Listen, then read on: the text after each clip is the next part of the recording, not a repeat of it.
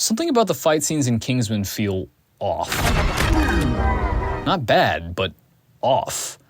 They're meticulously crafted, but they feel weird. Like someone mixed John Wick with Looney Tunes. So why do these fights look so strange, and why do we love them anyway? In this video, we're going to take a look into the odd charm of Kingsman fight scenes, and see if we can break down what makes them so weird.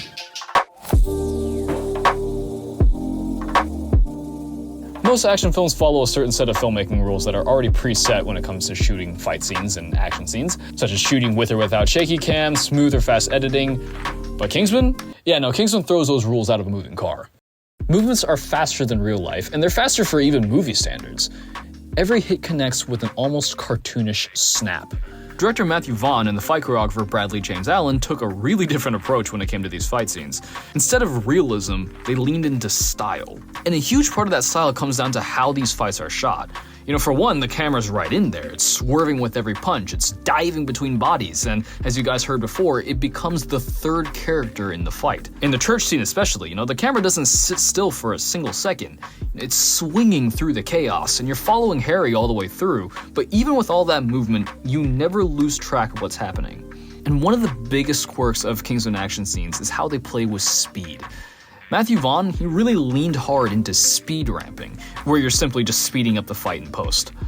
Of course, a lot of fight scenes will still do this today, but only just enough to where you don't notice it. They'll actually have the actors perform the movements at almost half speed, and then speed it up so much to where you start seeing the oddities of speed ramping. Everything feels stiff, clothes and physics don't move correctly, but something about it is really satisfying. It gives fights an almost a hypnotic quality. It's stylish, but it also detaches the action from reality. You know, physics is taking a back seat here. And at the same time, with almost every impact, you can see the deleted frames to get the punch there quicker, and we punch in a little with every hit. Combine that with whip pans and stitching shots together, it creates an experience that feels great, but, you know, also a little uncanny.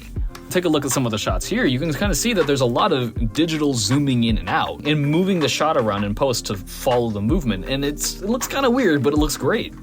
So why doesn't it all fall apart? You know, why do these fight scenes, despite how weird they are, work? It's because they commit. Everything in the Kingsman universe is heightened. The characters, the stakes, the gadgets, and the fight scenes match that tone perfectly. They're not trying to be real at all, they're trying to be fun. I don't know if you guys would agree with me here, but this style of filmmaking for some reason screams London. Like, this is a style that you only see in the UK. Snorri cams, obviously speed ramp shots, and over-the-top kind of wacky action. I saw a lot of that style in some scenes of Harry Potter, if you guys don't know what I'm talking about. But either way, guys, the Kingsman fights are odd, but they're extremely charming, with just the right amount of British absurdity. Manners maketh man. But apparently, so do epic umbrella beatdowns.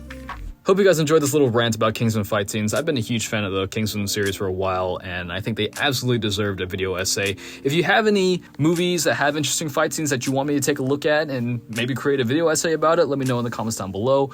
And if action filmmaking interests you at all, I really hope you consider subscribing, because we make a lot of our own fight scenes that I hope you're curious enough to check out for yourself. Thanks again for sticking around, and I will see you all in the next video.